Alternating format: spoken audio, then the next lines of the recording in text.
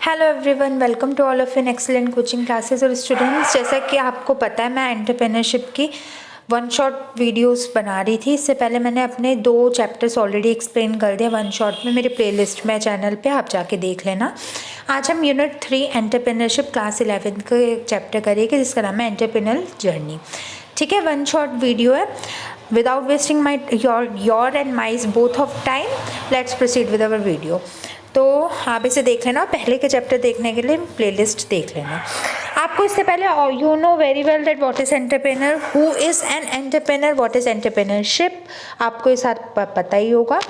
Entrepreneur हमारा owner होता है बिजनेस का, अब उसकी क्या जर्नी होती है हम वो समझेंगे आज के अपनी क्लास में। तो let's see what is the journey of entrepreneurship. ये हमारी एनसीईआरटी है। एनसीईआरटी हर स्कूल में एक बेस ही होता है। आपके क्लास में, आपके स्कूल में जो कोई सी भी बुक लगी हो, एनसीईआरटी तो उसमें होती ही होती है। तो एंटरप्रेन्योरशिप की जो जर्नी होती है वो 7 स्टेजेस में डिवाइड की गई है, या हम ये कह लें कि जो एंटरप्रेन्योर्स होते हैं वो 7 टाइप्स के होते हैं। कौन कौन से? फर्स्ट होता है हमारा ट्रेल ब्लेजर्स,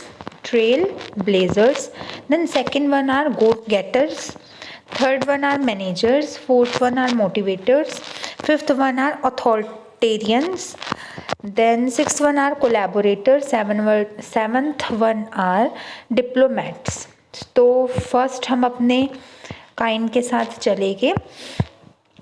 सारे 7 बहुत इंपॉर्टेंट है। फर्स्ट जो हमारा टाइप होता है एंटरप्रेन्योर का वो होता है ट्रेल ब्लेजर। ट्रेल ब्लेजर्स क्या होता है? Trail blazers are very competitive, ambitious और गोल ओरिएंटेड। ये जो लोग होते हैं बहुत ही कॉम्पिटिटिव होते हैं। कॉम्पिटिटिव मतलब आपस में अपनी नीतियाँ बनाते हैं, अपनी कॉम्पिटिटिव स्पिरिट बनाते हैं। गोल ओरिएंटेड यानी अपने टारगेट को अचीव करने वाले होते हैं। और so much that they tend to be aggressive and sometimes take a steam roller approach. They are restless, energetic with a strong desire and a sense of urgency regardless of the land. ये वो लोग होते हैं, trail blazer आपके true persons होते हैं, true owners होता है आपकी कंपनी के।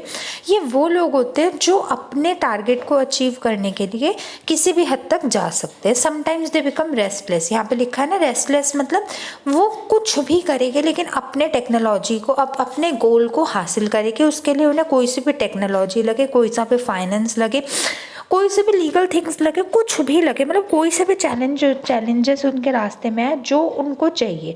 सपोज करो let it be trail blazers को अगर 10 लाख का टारगेट चाहिए तो वो अपना 10 लाख का टारगेट अचीव करेंगे बाय हुक और बाय क्रुक। उन्हें किसी की भी मदद लेनी पड़े, कुछ भी करने पड़े, वो अपने काम को करेंगे। समझ गए? Good.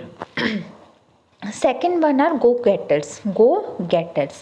They have a higher than average level of both dominance and sociability and are very driven and independent. They are competitive, but your drive to succeed is sometimes tempered by your interest and concern for others. Go getters represent the largest percentage of the founders. देखो go getters कौन होते हैं? पहले one तो होते हैं trail blazer. Trail blazers का तो ये काम होता है कि भाई किसी भी हालत में मुझे अपना काम चाहिए, मुझे अपना टारगेट चाहिए। गो गेटर्स भी उनकी तरह होते हैं। They are higher than average. Higher than average का मतलब होता है कि ये लोग होते हैं जो ट्रेल ब्लेजर से तो थोड़े कम, मतलब इतने ज़्यादा कॉम्पिटिटिव नहीं होते कि भाई मुझे अपना टारगेट चाहिए ही चाहिए, और इतने ज़्यादा डाउन भी नहीं होते। गेटर्स का मतलब ये अपना काम करते हैं अच्छे से, पर बहुत ही ज़्यादा कह लो पागल नहीं होते कि भाई अगर इनको इनका टारगेट नहीं मिले तो ये किसी भी हद तक जा सकते हैं and all that and all. ऐसा कुछ नहीं होता। मतलब ये चाहते हैं, मेहनत करते हैं, बट बहुत ही ज़्यादा शॉर्ट टेम्पर्ड नहीं होते। क्लियर? अब मैक्सिमम जो लोग होते हैं स्पेशली हमारे इंडिया में वो गो गेटर्स ही होते हैं, क्योंकि हमारे इंडिया में बहुत ही ज़्यादा कहते हैं ना शिद्दत या जुनून तो किसी किसी के अंदर ही होता है अपने टारगेट को अचीव करने का। बाकी सब ऐसे होते हैं कि हाँ करेंगे but not at a certain level. Clear? Good. Third one is manager. Manager तो आपको पता ही होगा, मैनेजर हर ही बंदा मैनेजर होता है। आपने अपने फैमिली में भी देखा होगा, कोई टीम लीड, कोई मैनेजर होता है, कोई जनरल मैनेजर होता है, जीएम होता है। मैनेजर्स क्या होता है? They are dominant and independent. Dominant मतलब क्या होता है? मैनेजर्स अपने से नीचे वाले लोगों को, जो भी अपने से नीचे लोग होते हैं उनको डायरेक्शन प्रोवाइड करते हैं, उनको बताते हैं कि तुम्हारा क्या काम है और तुम्हें उन काम को कैसे करना है। ये लीडर्स होते हैं, हेड होते हैं, रास्ता दिखाते हैं अपने से नीचे वाले लोगों को। इनकी टीम में कुछ वर्क असाइंड किया गया होता है और उन वर्क को इन्हें लोगों से कैसे करवाना है ये उनके अंदर आता है। मैनेजर्स हमारे मैनेजमेंट का भी एक इम्पॉर्टेंट पार्ट है और मैनेजमेंट मैंने बहुत डीपली एक्सप्लेन कर रखा है बिजनेस स्टडीज़ क्लास 12 में, उसकी भी प्लेलिस्ट है, आप वहाँ पे जाके समझ लेना अगर आपको डीप में चाहिए। क्योंकि ये तो वन शॉट वीडियो में मैं थोड़ा शॉर्ट में इन ब्रीफ समझाऊंगी। अगर आपको डिटेल्ड वीडियो चाहिए तो बिजनेस स्टडीज़ और entrepreneurship are quite similar subjects, तो इसके काफ़ी टॉपिक बिजनेस स्टडीज़ जैसे और उसके मैंने सभी कुछ अपलोड कर रखा है, आपको चैनल में प्लेलिस्ट मिल जाएगी। Okay then fourth one is motivators. कल भी मैंने अपनी वन शॉर्ट वीडियो में बताया था मोटिवेशन और मोटिवेटर क्या होता है, इससे पहले मैंने बिजनेस में भी बता रखा है। मोटिवेटर वो लोग होते हैं जो दूसरे की अच्छाई को, दूसरे के अच्छे काम की प्रशंसा करते हैं और जिन्होंने गलत भी काम किया, गलत काम इन द सेंस ऑफ उनसे अगर उनका टारगेट नहीं भी अचीव हुआ तो उनको भी मोटिवेट करते हैं जिससे कि वो आगे अपने टारगेट को अचीव कर सके। मोटिवेशन कहते हैं ना दो शब्द जो थोड़े बड़े इन द सेंस ऑफ जो लोग थोड़े औहदे वाइज या पोस्ट वाइज जो लोग बड़े होते हैं उनके दो वर्ड भी मोटिवेशन के काफ़ी इंपॉर्टेंट होते हैं। तो मोटिवेटर्स वो लोग होते हैं जो मोटिवेट करते हैं दूसरों को कि तो क्या सही है क्या गलत है, वो मोटिवेट करता है। अगर सही काम किया तो बहुत अच्छा, आप आगे भी ऐसे करो, अगर कुछ काम सही नहीं हुआ तो कोई बात नहीं, you should not lose hope, अपनी होप मत को, आगे और अच्छा हो जाएगा। ठीक है। Fifth one are authoritarians. Authoritarians कौन से होते हैं, ये बैकबोन ऑफ द सोसाइटी होते हैं। अथॉरिटेरियंस मतलब अथॉरिटी मतलब पावर। ये कौन लोग होते हैं, ये वो लोग होते हैं जो अपनी जिम्मेदारी लेते हैं। जिम्मेदारी जैसे आप पिक्चर में देख सकते हो, बड़ी अच्छी पिक्चर है। ये जो है ये एक पर्सन है थोड़ा ओल्ड मैन, ये जिम्मेदारी लेता है कि इन सारे एम्प्लॉयज़ से अपने दायरे में रह के, अपने रूल्स एंड रेगुलेशंस में रह के, अपने प्रोसीजर्स में रह के पेशेंटेबल बन के, पेशेंस मतलब अपनी लिमिट्स में रह के मैं काम को करवाते हैं। ये क्या होता है, ये वर्क को डिस्ट्रीब्यूट करते हैं, असाइन करते हैं। इनका काम होता है कि टैक्टिक वर्क करना। टैक्टिक वर्क मतलब सबको एक साथ लेके चलना और अपनी पावर का सही इस्तेमाल करते हुए दूसरों से अपने काम को निकलवाना। असल में यही पर्सन्स होते हैं जो अपनी जिम्मेदारी लेके देश के लिए, कंपनी के लिए, लोगों के लिए, सोसाइटी के लिए वर्क करते हैं। Clear. Then seventh one are collaborators. Collaborators हमारे कोलैबोरेशन से मिलके बना है। कोलैबोरेशन हमारा इंग्लिश वर्ड भी है। कोलैबोरेशन मतलब एक साथ आना, एकता में शक्ति, यूनिटी इज डाइवर्सिटी, सोशलेबिलिटी, सारे एक ही वर्ड है। जैसे आप पिक्चर में भी देख सकते हो, सारे लोगों ने एक साथ हाथ पे हाथ रख रखा है, मीन्स टीम स्पिरिट। कोलैबोरेटर्स वो लोग होते हैं जो एक दूसरे के साथ पावर में आते हैं। पावर में क्या मतलब हुआ इसका, मतलब एक दूसरे के साथ आके हाथ मिलाते हैं ताकि सब मिलके एक टारगेट को अचीव कर सके। कहते हैं ना, कंपनी में अपना इंडिविजुअल टारगेट कोई महत्व नहीं रखता है। ये हमारे एक प्रिंसिपल भी है मैनेजमेंट का, individualism not collaboration, not individualism. तो इसमें क्या होता है, ये लोग साथ में रहते हैं और साथ में रह के अपने टारगेट की तरफ बढ़ते हैं, एक टीम स्पिरिट बनाते हैं, एक टीम में आते हैं और अपने आप एक साथ आके अपने टारगेट को अचीव करते हैं। Okay. Seventh and last one is diplomats. Diplomats क्या वर्ड होता है, डिप्लोमेटिक होता है मतलब कोई आंसर जिसका तुम पूरी तरह एक चीज़ का राइट आंसर देने में सक्सेसफुल है। इंग्लिश में बता रही हूँ डिप्लोमेटिक का मतलब, जैसे येस भी और नो भी, हाँ ये मैं काम करूँगा भी और नहीं भी करूँगा। अब डिप्लोमेट्स कौन होते हैं, they are restless and enjoy working under a certain amount of pressure. They get things done quickly and work well deadlines. They adjust easily to change or deal with a new situation. ये वो लोग होते हैं जो अपना काम तो कर लेते हैं। देखो जैसे इस पिक्चर में देखो, the reason I am successful is because I am lucky but I did not get lucky until I started working 90 hours a week. मतलब ये लोग ना किसी चीज़ पर अपने स्पष्ट राय नहीं देते। जैसे इस पिक्चर में आप देख सकते हो कि मैं बहुत सक्सेसफुल हूँ क्योंकि मैं लक्की हूँ, लेकिन मैं तब तक लक्की नहीं हूँ जब तक मैं 90 घंटे एक वीक में काम नहीं करता। मतलब डिप्लोमेट्स वो होते हैं, वो एक चीज़ पे अडिग नहीं रहते, एक सिचुएशन पे फिक्स नहीं रहते। इनके अकॉर्डिंग कोई एक स्टेटमेंट ये एक बार बोलते हैं, अगले पल उस स्टेटमेंट से हट जाते हैं। क्लियर। ऐसे लोग भी कंपनी में चाहिए ही होते हैं। देन हमारा business idea. You very well know that business idea क्या होता है। बिजनेस आइडिया एक ऐसा आइडिया होता है जिसके थ्रू आप अपने बिजनेस को रन कर सकते हो, एक ऐसा प्रोसीजर होता है जिसके थ्रू आप अपने बिजनेस को रन कर सकते हो, वो थॉट जिसके थ्रू आप अपना बिजनेस कर सकते हो। इसके कुछ मिसकंसेप्शंस और रियलिटीज़ भी होते हैं। मिसकंसेप्शन होता है जो चीज़ सही नहीं होती और आप उसे मान के बैठ जाते हो वो चीज़ सही है। तो बिजनेस आइडिया की मिसकंसेप्शन है great ideas just appear out of nowhere.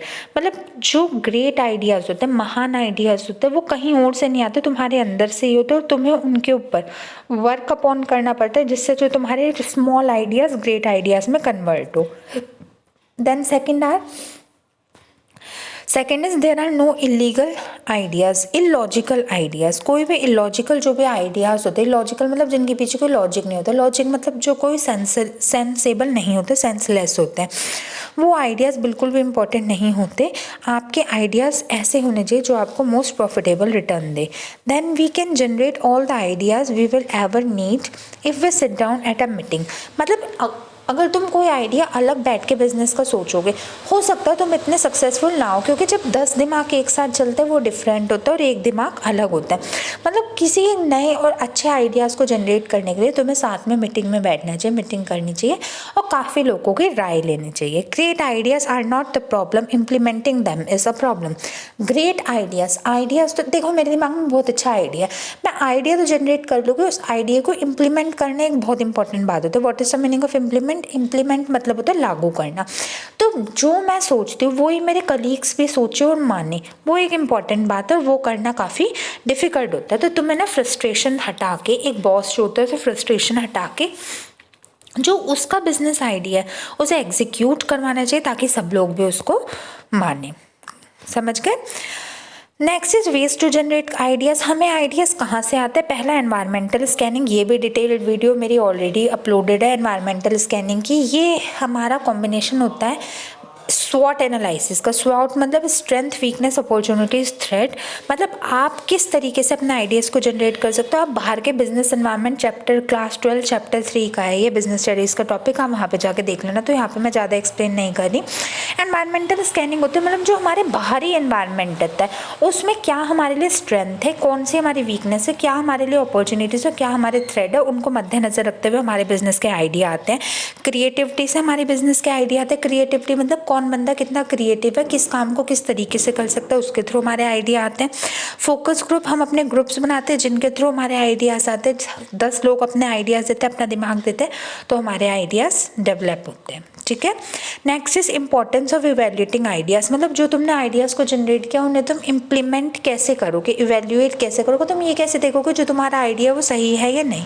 तो डिसाइड व्हाट इज़ इंपॉर्टेंट। सबसे पहले तुम ये देखोगे कि जो तुमने आइडिया लगाया है या जो तुम्हारा बिजनेस आइडिया है वो जो तुम्हारा टारगेट है उससे मैचअप करता है या नहीं करता। फिर तुम, जैसे मैंने आई हैव डिस्कस्ड अबाउट, मैंने ऊपर बताया था कि स्ट्रेंथ और वीकनेस आपकी क्या है।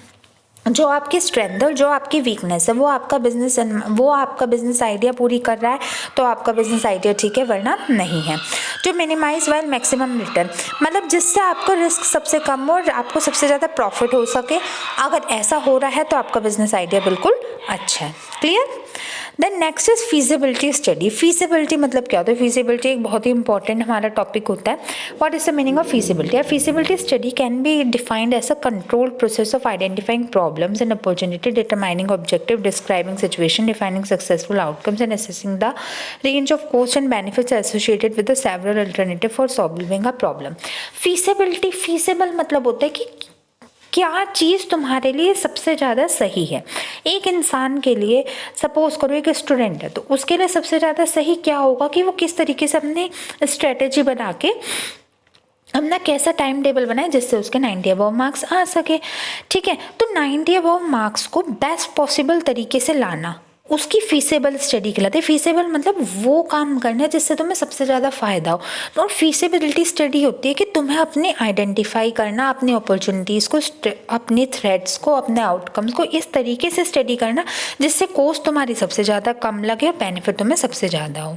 ठीक है, फीसेबिलिटी स्टडी भी बहुत इंपॉर्टेंट होती है हमारी कंपनी के लिए, क्योंकि अगर हम ये देखें कि फीसेबिलिटी स्टडी से क्या होता है, इससे ये पता चलता है कि हमारे लिए सबसे अच्छा क्या है, हमें कब किस चीज़ की नीड है, हमारे लिए क्या एडवांटेजेस और क्या डिसएडवांटेजेस है, हमारी फाउंडेशन कैसी रखी गई है और हमारा इन्वेस्टमेंट किस तरीके से हो रहा है, किस डायरेक्शन में हो रहा है। क्लियर? देन बिजनेस प्लान क्या होता है? बिजनेस प्लान एग्जीक्यूशन क्या होता है ये मैं आपको बता देती हूँ। बिजनेस प्लान हमारे बिल्कुल बिजनेस आइडिया की तरह ही होता है। बिजनेस आइडिया क्या होता है? बिजनेस प्लान और आइडिया में क्या डिफरेंस? तो कुछ भी नहीं होता। बिजनेस आइडिया बस होता है एक हमारा पर्टिकुलर वे ऑफ थिंकिंग, एक हमारा आइडिया जिसके थ्रू हम अपने बिजनेस चल सकते हैं। बिजनेस प्लान होता है उस बिजनेस आइडिया को के द्वारा जो हम पूरा एक माइंड मैप बनाते हैं।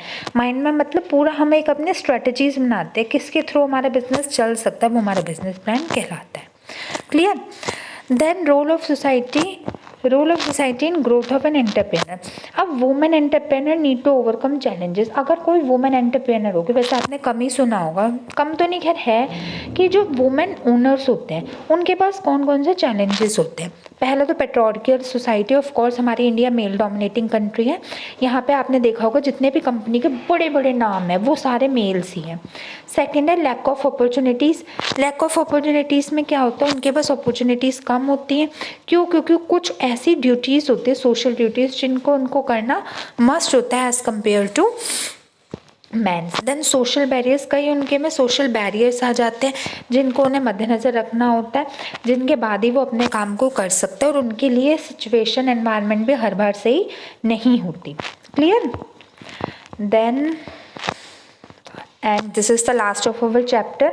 हमने देख लिया पर्सनैलिटी टाइप्स क्या होता है एंटरप्रेन्योर्स के, हमने ये देख लिया विजिबिलिटी स्टडी क्या होती है, हमने देख लिया बिजनेस प्लान क्या होता है, और हमने देख लिया कि चैलेंजेस ऑफ वुमेन एंटरप्रेन्योर क्या होता है।